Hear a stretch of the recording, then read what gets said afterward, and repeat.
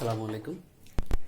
তো আমাদের আজকের আলোচনার টপিক হচ্ছে আমরা কতিপয় ভেক্টর নিয়ে জানবো। কতিপয় ভেক্টরের মধ্যে তোমার দেখা যায় আমাদের আমির হোসেন স্যারের বইতে আছে কিছু ভেক্টর, কিন্তু আবার শাহজাহান তপন স্যারের বইতে কিন্তু দুই একটা ব্যতিক্রম ভেক্টর আছে। তারপর হচ্ছে তোমার আবার সেলুর বইতে দুই একটা ব্যতিক্রম আছে। তো আমরা সবগুলাকে একসাথে আজকে জানবো এবং একটা ক্লিয়ার কনসেপ্ট তোমাদেরকে একটা ক্লিয়ার কনসেপ্ট ধরাই দিব, যাতে আজকের পর থেকে আর প্যাচ না লাগে। তো খেয়াল করি আমরা প্রথমেই, দেখো এখানে হচ্ছে সদৃশ ভেক্টর, আমরা সদৃশ ভেক্টর নিয়ে আলোচনা করব। আচ্ছা, তো এখন আমরা এখানে খেয়াল করি, দেখো সদৃশ তার মানে সদৃশ কথাটার অর্থই হচ্ছে কি তোমার স মানে সমান, দিশ মানে দিক। তো সদৃশ কথাটার অর্থই হচ্ছে যার দিক সমান। তার মানে ধরো এরকম দুইটা ভেক্টর যার দিক সমান এ বি, তারা হচ্ছে কি সদৃশ ভেক্টর। তাহলে বিসদৃশ ভেক্টর কি? একই কথা, বি মানে অর্থাৎ বিপরীত দিকে আর দিশ মানে দিক। তার মানে বিসদৃশ ভেক্টর হচ্ছে যেটা বিপরীত দিকে যাবে। তাহলে খেয়াল করো, বিসদৃশ ভেক্টর এ যদি একটা ভেক্টর এদিকে যায়, বিটা যাবে হচ্ছে এদিকে। ওকে, এতটুকু পর্যন্ত ক্লিয়ার। তারপর আসি হচ্ছে আমরা সমান ভেক্টরে। তাহলে সমান ভেক্টর জিনিসটা কি? সমান ভেক্টর জিনিসটা হচ্ছে যে ভেক্টরের মান এবং দিক দুইটাই সমান, তাকে বলা হয় সমান ভেক্টর। তাহলে এখনই হচ্ছে এখানে ঝামেলাটা লাগতেছে যে তাহলে ভাই সদৃশ ভেক্টর আর বিসদৃশ ভেক্টর সমান ভেক্টরের মধ্যে পার্থক্যটা কোথায়? কারণ আপনি সদৃশ ভেক্টরও বললেন যে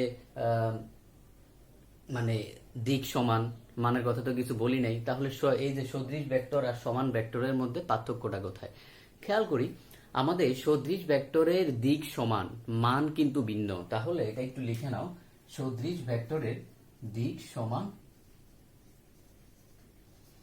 মান ভিন্ন। তার মানে ধরো এ যদি হয় আমাদের একটা ভেক্টর বি, এই দুইটার মান কিন্তু সমান হবে না, বিটা অসমান হবে। তাইলে আমরা বলতে পারি এ টু বি, এটা হচ্ছে একটা সদৃশ ভেক্টর। তার মানে সদৃশ ভেক্টর যার দিক একই দিকে কিন্তু মান কিন্তু সমান না। কারণ যদি মান সমান হয়ে যায় তখন সদৃশ ভেক্টরটা সমান ভেক্টর হয়ে যাবে। তাহলে এখানে আর প্যাচ লাগানো যাবে না। ওকে,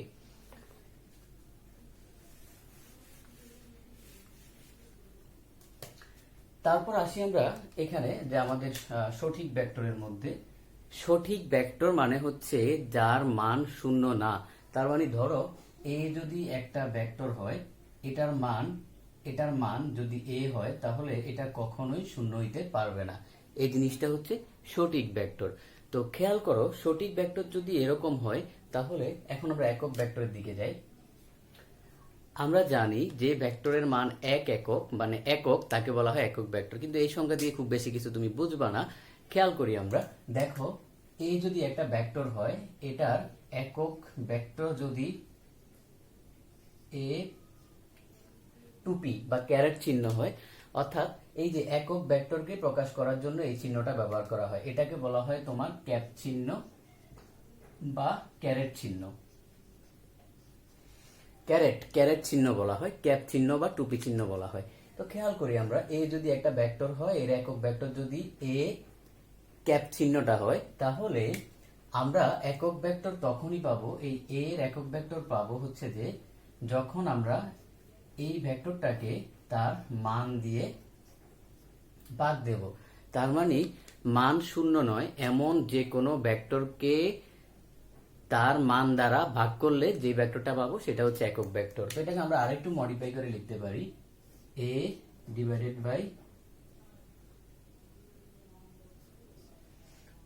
বাই আমরা লিখতে পারি হচ্ছে এ এর সঠিক ভেক্টর, এর সঠিক ভেক্টর। খেয়াল করো, সঠিক ভেক্টর কেন লিখছি? কারণ সঠিক ভেক্টরের মান কিন্তু শূন্য হইতে পারবে না। তার মানে কোনো একটা ভেক্টর যদি এ হয়, সেটা সঠিক ভেক্টরটা তুমি যদি এখানে অর্থাৎ নিচে সেটা দিয়ে ভাগ দাও, তাহলে কিন্তু তুমি একক ভেক্টর পাবা। তো সঠিক ভেক্টরটা হচ্ছে, এর সঠিক ভেক্টর কি হবে? এ সঠিক ভেক্টর হবে এটা, মানে মান শূন্য হইতে পারবে না। তার মানে এখানে নট ইকুয়াল 0 হবে। তাহলে তোমার কাছে যেই ভেক্টরটা দেয়া থাকবে, সেই ভেক্টরটার একক ভেক্টর যদি বের করতে বলে, সেই ভেক্টরটাকে তুমি তার সঠিক ভেক্টর দিয়ে ভাগ দিবা, অর্থাৎ মান শূন্য না, ওই ওই মানটা দিয়ে ভাগ দিয়ে দিবা যাতে শূন্য না হয়, কারণ শূন্য হইলে তো হবে না। কেন হবে না? কারণ 1/0 তখন কিন্তু অসীম হয়ে যাবে। তাহলে এতটুকু বুঝতে পারছো যে সঠিক ভেক্টর আর একক ভেক্টরের মধ্যে সম্পর্কটা কোথায়। আচ্ছা,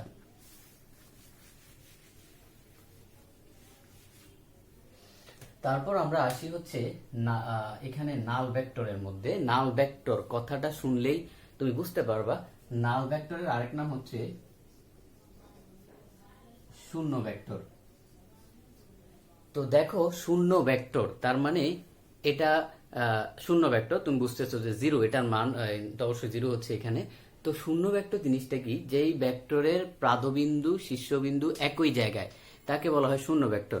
তো ধরো এরকম একটা ডটের মতো, এটা হচ্ছে একটা শূন্য ভেক্টর, মানে এটা প্রাদবিন্দু শীর্ষবিন্দু মানে শুরু শেষ একই জায়গায়। তো শূন্য ভেক্টরকে প্রকাশ করা হয় এরকম জিরোর উপরে একটা অ্যারোর চিহ্ন দিয়ে, ঠিক আছে? তাহলে এখন আমরা শূন্য ভেক্টর কিভাবে পাবো? আমরা যদি দুইটা সমজাতীয় ভেক্টরকে বা সদৃশ ভেক্টরকে আমরা যদি বিয়োগ করে দিই তাহলে কিন্তু আমরা তোমার শূন্য ভেক্টর পাবো। যেমন ধরো এই একটা ভেক্টর, এটার সাথে সমজাতীয় যদি হয় এ, দেখো আমরা আমরা কি করতে পারি? আমরা হচ্ছে দুইটা ভেক্টরের সমান, তো সমান জাতীয় দুইটা ভেক্টরকে আমরা কি করতে পারি? বিয়োগ করে দিয়ে কিন্তু আমরা সদৃশ ভেক্টর পাইতে পারি। তারপর যে জিনিসটা করতে পারি, আমরা দুইটা ভেক্টর যখন সমান হবে কিন্তু বিপরীত দিকে যায়, ধরো এই একটা ভেক্টর আর হচ্ছে বি একটা ভেক্টর, কিন্তু এদের মান সমান কিন্তু যায় হচ্ছে বিপরীত দিকে, তখন আমরা এদেরকে যোগ করে দিয়ে কিন্তু আমরা শূন্য ভেক্টর পাইতে পারি। খেয়াল করো, আমরা যদি যোগ করে দিই কিন্তু এদের দিক কিন্তু বিপরীত। ওকে, তার মানে তুমি দুইটা ভেক্টর যখন মান সমান হবে, দিক একই দিকে হবে, তাদেরকে বিয়োগ করলে তুমি শূন্য ভেক্টর পাবা। কিন্তু যখন দুইটা ভেক্টরের মান সমান হবে কিন্তু দিক বিপরীত হবে, তখন যোগ করলে তুমি শূন্য ভেক্টর পাবা। ওকে, এতটুকু আশা করি ক্লিয়ার। তারপর আসি আমরা সীমাবদ্ধ ভেক্টরে। সীমাবদ্ধ ভেক্টর, তো খেয়াল করি সীমাবদ্ধ ভেক্টর কথাটা থেকেই বুঝতেছো, তার মানে একটা জায়গায় ফিক্স থাকবে। তাহলে আমরা এখানে একটু খেয়াল করি সীমাবদ্ধ ভেক্টর, দেখো আমাদের সীমাবদ্ধ ভেক্টর মানে হচ্ছে যে যাদের প্রাদবিন্দু ফিক্সড। ধরি এই একটা ভেক্টর, এটার প্রাদবিন্দু হচ্ছে এখানে ফিক্সড, তার মানে এটা একটা সীমাবদ্ধ ভেক্টর। তাহলে এখন সীমাবদ্ধ ভেক্টরের এক্সাম্পল কি? সীমাবদ্ধ ভেক্টরের এক্সাম্পল হচ্ছে অবস্থান ভেক্টর। কিভাবে একটু খেয়াল করি। আসি আমরা অবস্থান ভেক্টরে।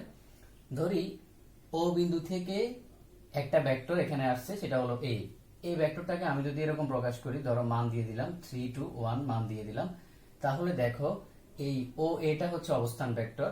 তো অবস্থান ভেক্টরকে আমরা যে জিনিসটা করতে পারি, অনেক সময় এটাকে ব্যাসার্ধ ভেক্টরও বলা হয় এবং এটাকে প্রকাশ করা হয় হচ্ছে আর দ্বারা।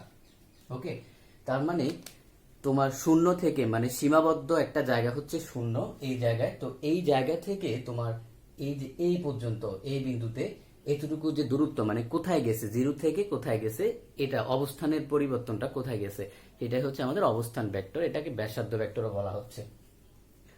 তারপর আমরা আসি হচ্ছে সরণ ভেক্টর। তো সরণ ভেক্টর খেয়াল করো, সরণ মানে হচ্ছে কিন্তু অবস্থার পরিবর্তন। ধরো তোমার এই যে এটা প্রথমে এখানে গেল, তারপর সে আবার জিরো বিন্দুতে এসে বি বিন্দুতে গেল, ধরলাম 4 - 2 1 বিন্দুতে গেল। ওকে, তাহলে দেখো প্রথমে তার অবস্থান ছিল এ বিন্দুতে, পরে অবস্থান হচ্ছে বি বিন্দুতে। তাহলে সরণটা কি হবে? সরণটা হবে এই যে ন্যূনতম যে দূরত্ব সেটাই হবে সরণ। তার মানে এটা যদি হয় r1, এটা যদি হয় r2, ডেল r সমান r2 - r1, এটাই হচ্ছে আমাদের সরণ ভেক্টর। এই যে ডেল আর, এটাই কিন্তু আমাদের সরণ ভেক্টর। তো কনসেপ্টটা একটু আমি ক্লিয়ার করে দিই। খেয়াল করো, প্রথমে একটা ভেক্টর এখান থেকে ফিক্সড জিরো বিন্দু থেকে যা শুরু হইলো এই বিন্দুতে গেল, এটা হচ্ছে সীমাবদ্ধ ভেক্টর, মানে এই যে ফিক্সড বিন্দু এর জন্য সীমাবদ্ধ ভেক্টর। তারপরে জিরো থেকে এ তে গেল, তার মানে অবস্থার পরিবর্তন জিরো থেকে এ, এটাকে আমরা বলছি অবস্থান ভেক্টর, অর্থাৎ অবস্থার পরিবর্তন। তারপরে কি করলো, ভেক্টরটা আবার জিরো থেকে বি তে গেল, তাহলে দেখো দুইবার অবস্থা চেঞ্জ হয়েছে। এই যে অবস্থার পরিবর্তনের যে পার্থক্য, সেটাই কিন্তু তোমার আমাদের যে সরণ ভেক্টর। তো এই পার্থক্যটা হচ্ছে তোমার সরণ ভেক্টর। তাহলে আমরা প্রথম অবস্থা যদি হয় r1, দ্বিতীয় অবস্থা হচ্ছে r2, আমরা সবসময় কি করব, r2 থেকে r1 বাদ দিয়ে দিব। যখন তুমি ম্যাথ করবা তখনও সেম কাজ করবা, r2 থেকে r1 বাদ দিয়ে দিবা, তাহলে তুমি পাবা সরণ ভেক্টর। ওকে, এতটুকু পর্যন্ত আমাদের কনসেপ্ট ক্লিয়ার। এখন হচ্ছে বিপ্রতীক ভেক্টর বা ব্যতিহার ভেক্টর। এটা অ্যাডমিশনের জন্য খুবই ইম্পর্টেন্ট, এই বিপ্রতীক ভেক্টর। তারপর হচ্ছে আমাদের নাল ভেক্টর, তারপরে এই যে অবস্থান ভেক্টর, একক ভেক্টর, এই কয়েকটা ভেক্টর অ্যাডমিশনের জন্য খুবই খুবই ইম্পর্টেন্ট। তো বিপ্রতীক ভেক্টরটা আমি খুবই সহজ করে বলি। ধরো তোমার কাছে একটা ভেক্টর আছে xi, ওকে, xi ভেক্টর আছে। তোমাকে অ্যাডমিশন কোশ্চেনে বলবে এটার বিপ্রতীক ভেক্টর কি, এটার ইংলিশটা জানা লাগবে, রেসিপ্রোকাল ভেক্টর বা ব্যতিহার ভেক্টর, এই নামটাও জানা লাগবে। যে নামেই এটাকে ডাকুক, নাম দিয়ে কি আসে যায়, কাজ তো একই রকম। তাহলে খেয়াল করি আমরা, তোমাকে যখন ব্যতিহার ভেক্টর বলবে তখন যে কাজটা করবা সেটা হচ্ছে এই ভেক্টরটাকে জাস্ট উল্টায় দিবা 1/xi। তাহলে দেখো এই xi এর ব্যতিহার ভেক্টর কিন্তু এই 1/xi, ঠিক আছে। এটা কিন্তু অ্যাডমিশনের জন্য ইম্পর্টেন্ট। তারপর আমরা আসি পোলার ভেক্টর এবং অক্ষীয় ভেক্টর। দুইটা ভেক্টর নিয়ে প্রথমে একটা ক্লিয়ার কনসেপ্ট দিই। তোমার এই পোলার ভেক্টর, অক্ষীয় ভেক্টর, এখানে এই দুইটা ভেক্টরের মধ্যে একটা ভেক্টর ঘোরে আর একটা ভেক্টর ঘোরে না। তো যেই ভেক্টরটা ঘোরে মানে ঘূর্ণায়মান, তাকে বলা হয় অক্ষীয় ভেক্টর, আর যে ভেক্টরটা ঘোরে না তাকে বলা হয় পোলার ভেক্টর। তাহলে খেয়াল করো, পোলার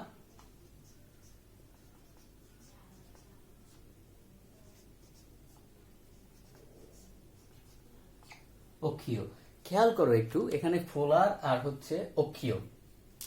তোমার পোলার ভেক্টরটা কিন্তু ঘুরবে না, ওকে, পোলার ভেক্টরটা কিন্তু ঘুরবে না। অক্ষীয় ভেক্টরটা হচ্ছে তোমার ঘুরবে।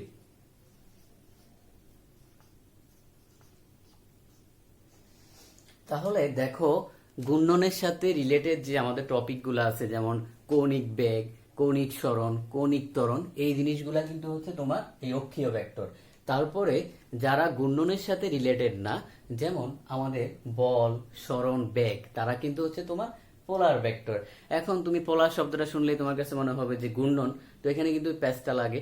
তার মানে তোমাকে মনে রাখতে হবে যে অক্ষের সাপেক্ষে ঘুরে, অক্ষের সাপেক্ষে ঘুরে, এভাবে পড়ার সময় মনে রাখবা। তাইলে কি হবে, তুমি অক্ষীয় শব্দটা শুনলেই বুঝবা এটা ঘূর্ণনের সাথে রিলেটেড। তার মানে আমাদের যে চ্যাপ্টার 4-এ কিছু ওই যে ঘূর্ণন গতি জড়িত কিছু রাশি আছে, ওই রাশিগুলা ও তারা হচ্ছে কি, তারা হচ্ছে তোমার অক্ষীয় ভেক্টর। আর আমাদের যে নর্মাল যে রাশিগুলো আছে সেগুলো হচ্ছে পোলার ভেক্টর। ওকে, ধন্যবাদ সবাইকে। আমাদের আজকের লেকচার এতটুকুই। আল্লাহ হাফেজ।